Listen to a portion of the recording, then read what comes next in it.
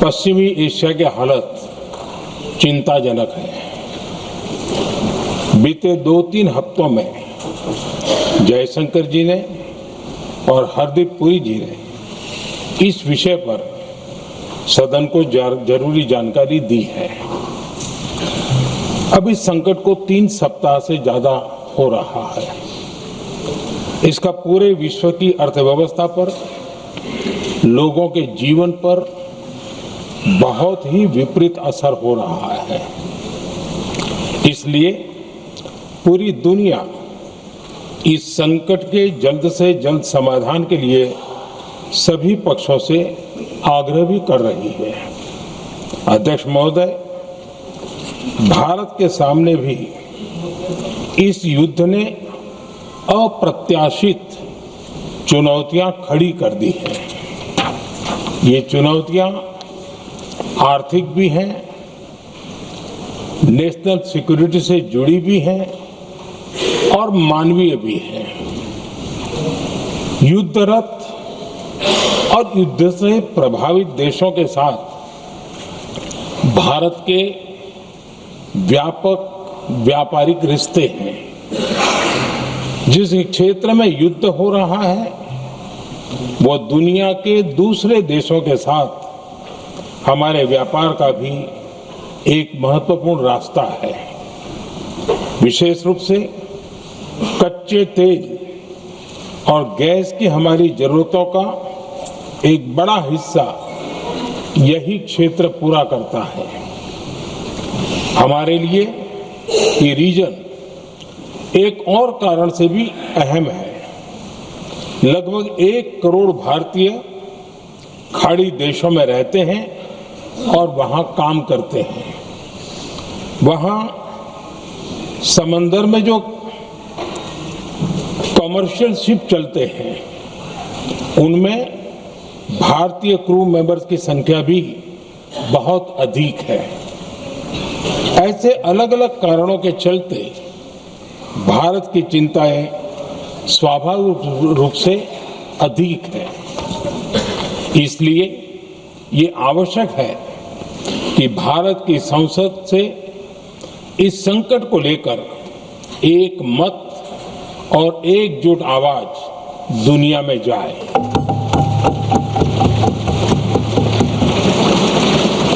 अध्यक्ष जी,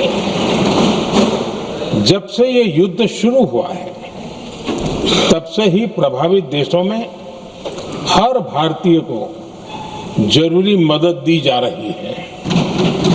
मैंने खुद पश्चिम एशिया के ज्यादातर देशों के राष्ट्राध्यक्षों के साथ 2 राउंड फोन पर बात की है।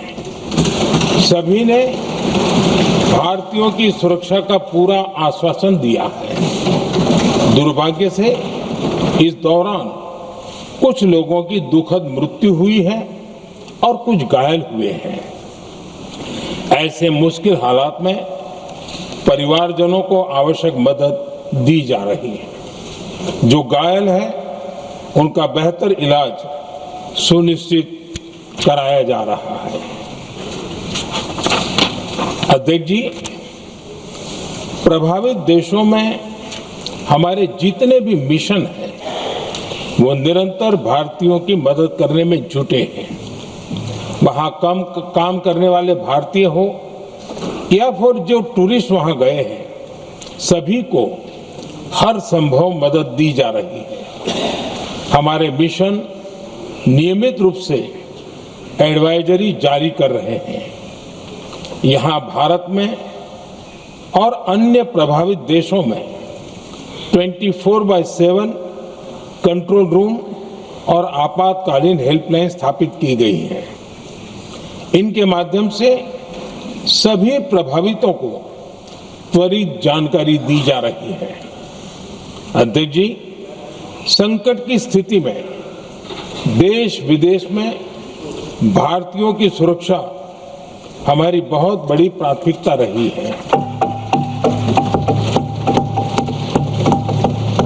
युद्ध शुरू होने के बाद से लेकर अब तक 3,75,000 से अधिक भारतीय सुरक्षित भारत लौट चुके हैं।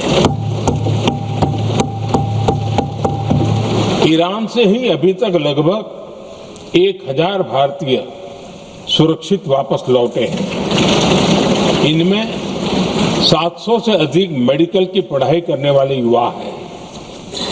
खाड़ी देशों में भारतीय स्कूलों में हजारों विद्यार्थी पढ़ते हैं। सीबीएसई ने ऐसे सभी भारतीय स्कूलों में होने वाली कक्षा 10वीं और 12वीं की निर्धारित परीक्षाओं को रद्द कर दिया है। इन बच्चों की पढ़ाई निर्बाध चलती रहे, इसके लिए सीबीएसई उचित कदम उठा रही है। यानी सरकार संवेदनशील भी है, सतर्क भी है और हर सहायता के लिए तत्पर भी है। माननीय अध्यक्ष जी, भारत में बड़ी मात्रा में कच्चा तेल, गैस और फर्टिलाइजर जैसी अनेक जरूरी चीजें हॉर्मुज स्ट्रेट के रास्ते से आती हैं। युद्ध के बाद से ही हॉर्मुज स्ट्रेट में जहाजों का आना जाना बहुत चुनौतीपूर्ण हो गया है। बावजूद इसके हमारी सरकार का ये प्रयास रहा है कि पेट्रोल, डीजल और गैस की सप्लाई बहुत ज्यादा प्रभावित न हो, देश के सामान्य परिवारों को परेशानी भी कम से कम हो, इस पर हमारा फोकस रहा है। हम सभी जानते हैं, देश अपनी जरूरत की 60% एलपीजी आयात करता है। इसकी सप्लाई में अनिश्चितता के कारण सरकार ने एलपीजी के डोमेस्टिक उपयोग को प्राथमिकता दी है। साथ ही एलपीजी के देश में ही उत्पादन को भी बढ़ाया जा रहा है। पेट्रोल, डीजल की सप्लाई पूरे देश में सुचारू रूप से होती रहे, इस पर भी लगातार काम किया गया है। अध्यक्ष जी, आज की इन परिस्थितियों में एनर्जी सिक्योरिटी को लेकर बीते एक दशक में उठाए गए कदम और भी प्रासंगिक हो गए हैं। भारत ने बीते 11 वर्षों में अपनी एनर्जी इंपोर्ट का डाइवर्सिफिकेशन किया है। पहले क्रूड ऑयल, एलएनजी, एलपीजी ऐसी एनर्जी जरूरतों के लिए 27 देशों से इंपोर्ट किया जाता था। वहीं आज भारत 41 देशों से एनर्जी इंपोर्ट करता है। अध्यक्ष जी, बीते दशक में भारत ने संकट के ऐसे ही समय के लिए कच्चे तेल के भंडारण को भी प्राथमिकता दी है। आज भारत के पास 53 लाख मीट्रिक टन से अधिक का स्ट्रेटेजिक पेट्रोलियम रिजर्व है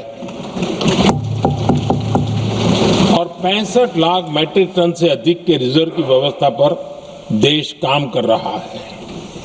हमारी तेल कंपनियों के पास जो रिजर्व रहता है वो अलग है। बीते 11 वर्षों में हमारी रिफाइनिंग कैपेसिटी में भी उल्लेखनीय वृद्धि हुई है। अध्यक्ष जी, सरकार अलग अलग देशों के सप्लायर्स के साथ भी लगातार संपर्क में है। प्रयास ये है कि जहां से संभव हो वहां से तेल और गैस की सप्लाई होती रहे। भारत सरकार गल्फ और आसपास के शिपिंग रूट्स पर निरंतर नजर बनाए हुए है। हमारा प्रयास है कि तेल हो, गैस हो, फर्टिलाइजर हो, ऐसे हर जरूरी सामान से जुड़े जहाज भारत तक सुरक्षित पहुंचे।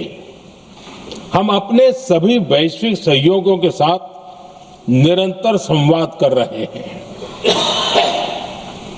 ताकि हमारे मैरीटाइम कॉरिडोर सुरक्षित रहे। ऐसे प्रयासों के कारण बीते दिनों हॉर्मुज स्ट्रेट में फंसे हमारे कई जहाज भारत आए भी हैं। अध्यक्ष जी, संकट के इस समय में देश की एक और तैयारी भी बहुत काम आ रही है।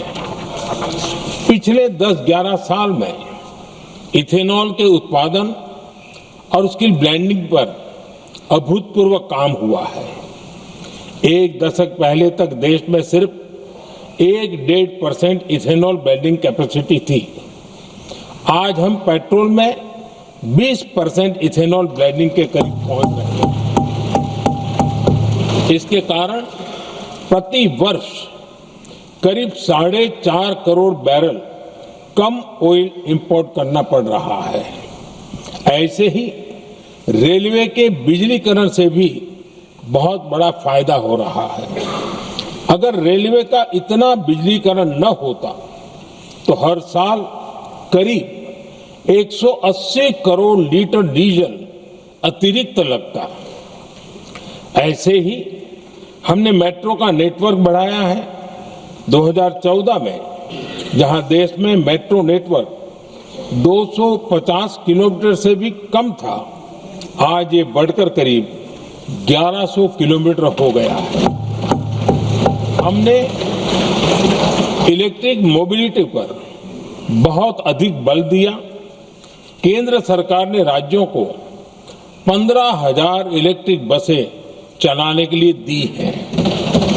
आज जिस स्केल पर वैकल्पिक ईंधन पर काम हो रहा है, उससे भारत का भविष्य और सुरक्षित होगा।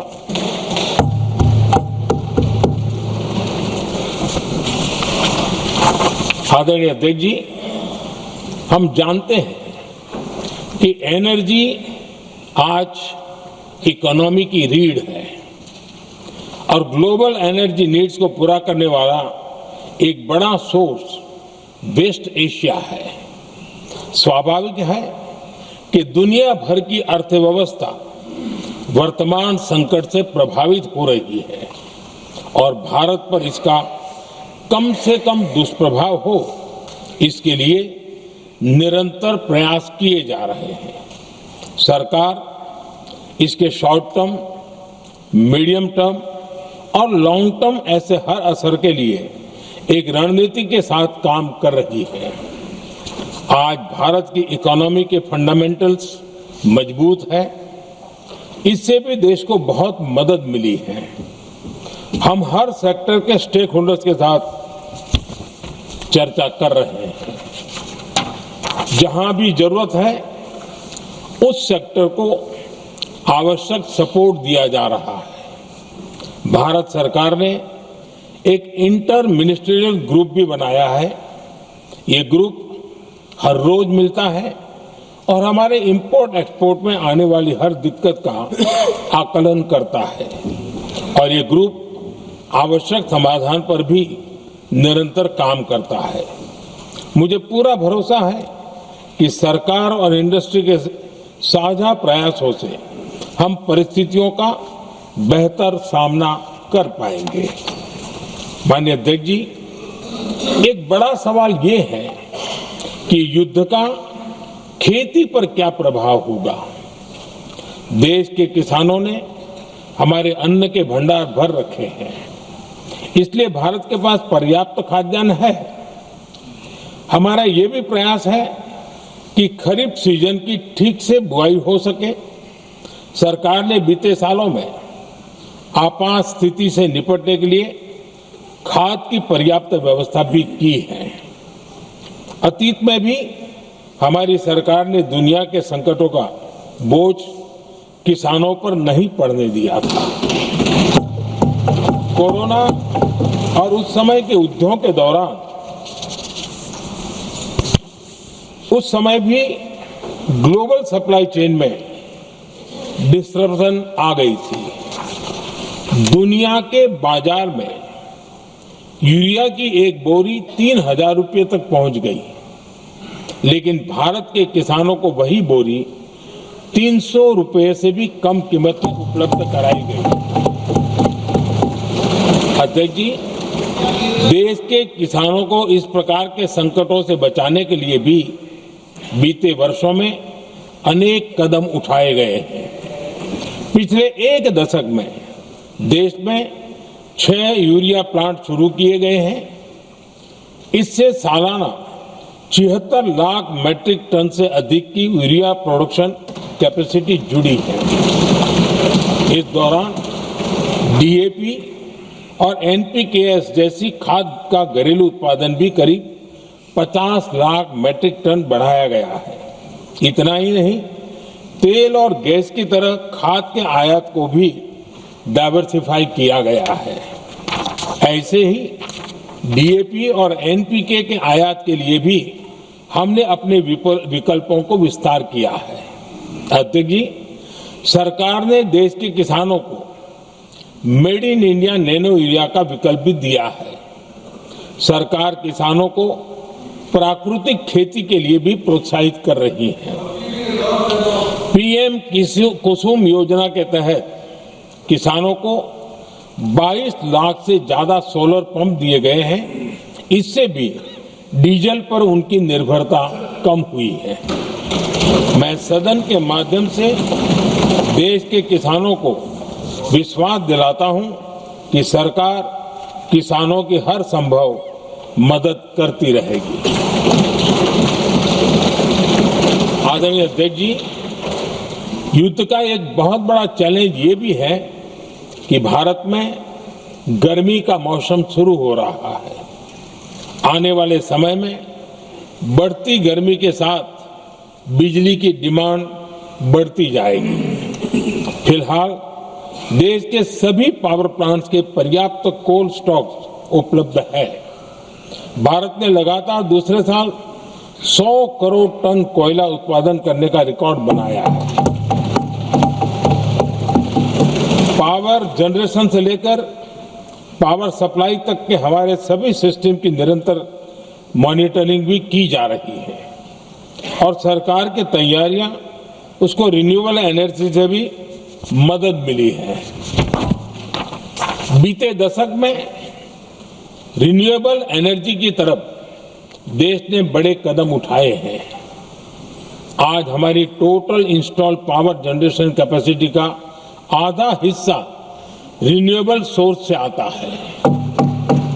हमारी कुल रिन्यूएबल क्षमता आज 250 गीगावाट के ऐतिहासिक आंकड़े को पार कर गई। बीते 11 वर्षों में देश ने अपनी सोलर पावर कैपेसिटी करीब 3 गीगावाट से बढ़ाकर 140 गीगावाट तक पहुंचाई है।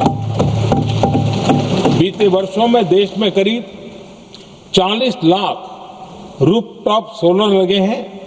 इसमें पीएम सूर्यघर मुफ्त बिजली योजना से भी लोगों को काफी मदद मिली है। गोवर्धन योजना के तहत देश में आज 200 कॉम्प्रेस्ड बायोगैस प्लांट भी काम करना शुरू कर चुके हैं। ये सारे प्रयास आज देश के बहुत काम आ रहे हैं। सरकार ने भविष्य की तैयारी और बढ़ाते हुए शांति एक्ट माध्यम से देश में न्यूक्लियर एनर्जी के उत्पादन को भी प्रोत्साहित किया है। कुछ ही दिन पहले small hydro power development scheme को भी हरी झंडी दी गई है, जिससे अगले 5 वर्षों में 1500 मेगावाट नई हाइड्रो पावर कैपेसिटी जोड़ी जाएगी। आदरणीय अध्यक्ष जी, जहां तक डिप्लोमेसी की बात है, भारत की भूमिका स्पष्ट है। शुरुआत से ही हमने इस संघर्ष को लेकर अपनी गहरी चिंता व्यक्त की है। मैंने स्वयं भी पश्चिम एशिया की सभी संबंधित नेताओं से बातचीत की है। मैंने सभी से तनाव को कम करने और इस संघर्ष को खत्म करने का आग्रह किया है। भारत ने नागरिकों, एनर्जी और ट्रांसपोर्ट से जुड़े इंफ्रास्ट्रक्चर पर हमलों का विरोध किया है। कमर्शियल जहाजों पर हमला और हॉर्मुज स्ट्रेट जैसे अंतर्राष्ट्रीय जलमार्ग में रुकावट अस्वीकार्य है। भारत डिप्लोमेसी के जरिए युद्ध के इस माहौल में भी भारतीय जहाजों के सुरक्षित आवागमन के लिए निरंतर प्रयास कर रहा है। अध्यक्ष महोदय, भारत हमेशा से ही मानवता के हित में और शांति के पक्ष में अपनी आवाज उठाता रहा है। मैं फिर कहूंगा कि बातचीत और कूटनीति ही इस समस्या का समाधान है। हमारे हर प्रयास तनाव को कम करने, इस संघर्ष को समाप्त करने के लिए है। इस युद्ध में किसी के भी जीवन पर संकट मानवता के हित में नहीं है। इसलिए भारत का प्रयास सभी पक्षों को जल्द से जल्द शांतिपूर्ण समाधान के लिए प्रोत्साहित करने का है। अध्यक्ष जी, जब ऐसे संकट आते हैं तो कुछ तत्व इसका गलत फायदा उठाने की कोशिश भी करते हैं। इसलिए कानून व्यवस्था सुनिश्चित करने वाली सभी एजेंसियों को अलर्ट पर रखा गया है। कोस्टल सिक्योरिटी हो, बॉर्डर सिक्योरिटी हो, साइबर सिक्योरिटी हो, स्ट्रेटेजिक इंस्टॉलेशंस हो, सबकी सुरक्षा को और मजबूत किया जा रहा है। अध्यक्ष जी, इस युद्ध के कारण दुनिया में जो कठिन हालात बने हैं, उनका प्रभाव लंबे समय तक बने रहने की आशंका है। इसलिए हमें तैयार रहना होगा, हमें एकजुट रहना होगा।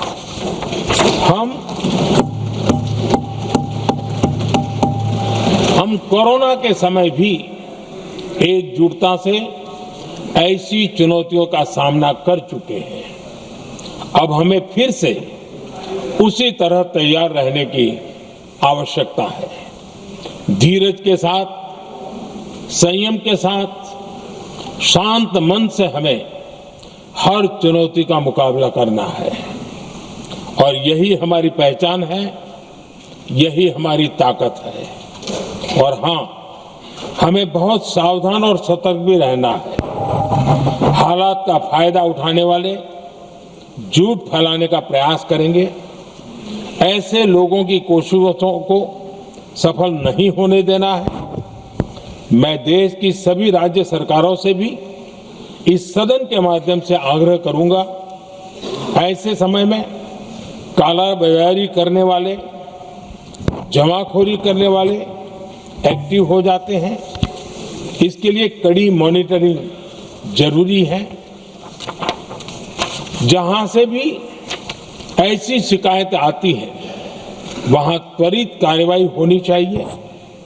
देश की हर सरकार और देश का हर नागरिक जब मिलकर चलेंगे तो हम हर चुनौती को चुनौती दे सकते हैं।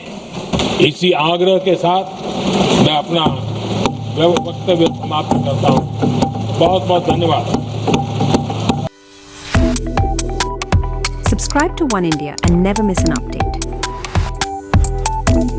Download the One India app now.